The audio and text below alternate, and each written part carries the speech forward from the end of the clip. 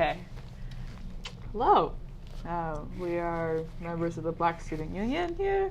I'm the president of the Black Student Union. My name is Dara Perkins Arango, and this is... I'm Ty League Branch, senior, member of Black Student Union. Yeah. And here we're listening to Black History Year. It's a podcast by Push Black. And do you want to explain a little bit about it? So he brought in a guest speaker, Robert Lee Johnson. He's a member of the Black Panthers movement, and stationed in, it was Compton, right? Yes, Compton. Yeah. So I don't know. That's the first question that the speaker asked, and he was just kind of like that. It was like beyond just like the Black Panther, like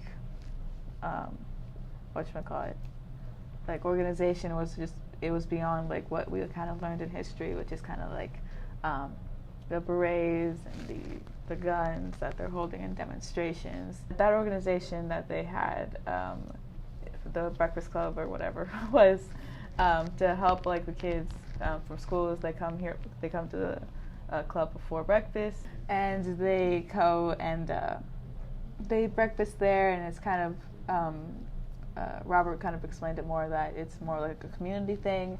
It's not just about feeding the kids. It's about kind of bringing the community together and just, I don't know, spreading more awareness. That's kind of what they did, especially when it comes to like bringing it to like to politics. That schools should provide breakfast before school starts, and because a lot of families can't provide that. So. I like that it was more, not just the fight for liberation. It's more of informing others and being one with their community. So I like that, and it's not just all like protests, and it's just to better your lives and the people around you. So I kind of like that. And there was also something else. There was like a tutoring program where in Compton. In Compton, where they had people from, I think it was Cal State Long Beach, and it was another. It's Dominique Fields, yeah. And then from there, yeah. And the students from there to come tutor their children in like math, history, and English. So,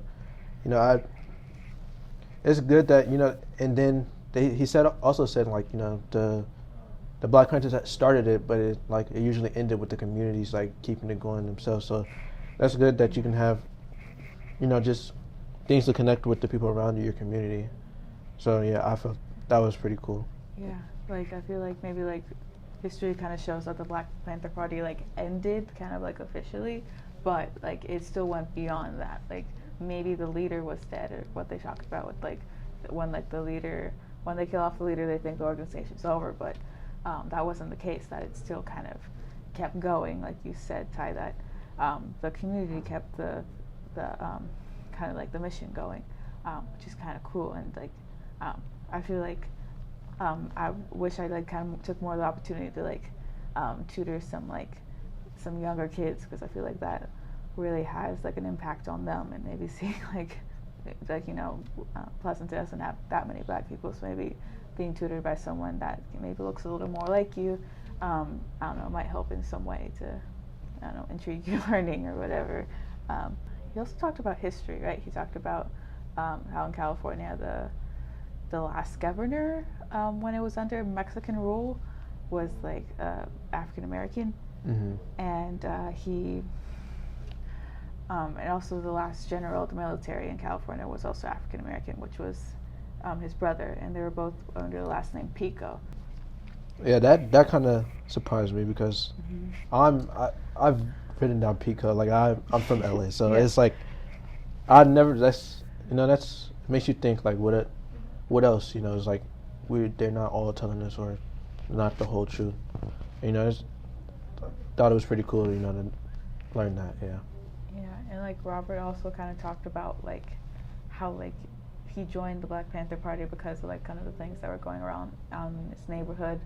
Like people, like I think someone that was close to him that was 13 was killed, shot in the head, and also just like kind of following things that go on in your neighborhood. Like they said, that they kind of followed where the action was and saw things that they probably didn't want to see, because it's a little traumatic. But it really got him inspired to actually like get involved with his community and start to take some action. And I feel like now. I feel like now it would be easier to speak out more because back then people were actually like getting killed over like their beliefs and stuff. So I feel like that's such a hard decision to make and like such a risk. And I'm just glad now in today's age, like it's easier to speak out on your beliefs, whether it's about Black culture, like anything really. So I just I feel like we have access now to like just speak our mind and be free. Yeah, I agree. I feel like we have a lot more protections now, not even like just like actual ones that are written down, but just like social ones, that we have like a lot more freedom definitely to not only protest but like help out our communities and kind of not be completely like stalked or oppressed, at least too much. I don't know. and yeah, that's just, it's great that we have that opportunity. And I don't know, I kind of hope that I kind of find something like beyond high school where I can kind of help out in that way. And if not my activism, then volunteering or just I don't know, being there for those around me. I kind of like how you talked about like more so just like the Black Panther Party in general, and just like kind of history, like organizations like them are just kind of looked over. They're kind of just set aside, like they're not really something that that's really important in our history. And I feel like Robert, like he kind of talked about that. Now, like beyond being a member of the Black Panther Party, he kind of wants to show like those parts, like more than just education, but also like just showing like how like Black people have influenced history in general. Like since he wrote so many books, he kind of detailed that in those. Yeah, and another thing is he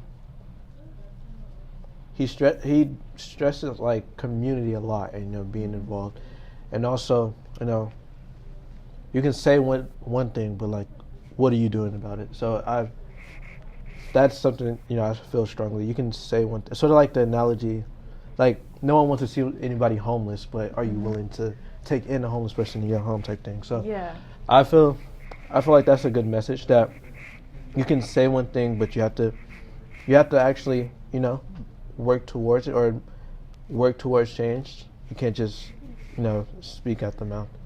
Yeah, like you can't really just have ambition. You have to actually speak out on that ambition. Like I feel like that's what he kind of emphasized in the Black Panther Party, that like it was more of like people there, he joined, and people were taking action. People were doing things other than just kind of stating things and like protesting and demonstrating.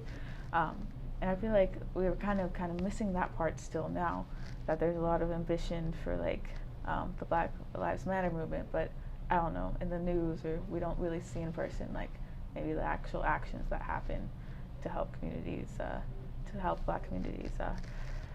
So I don't know, that's just kind of hard to see that there's just so much potential in like our minds and what we want, but not a lot of it is carried out. Yeah, I don't know. Thanks for listening, I guess, and looking forward to the next one. And hopefully it'll be more engaged conversation with more people.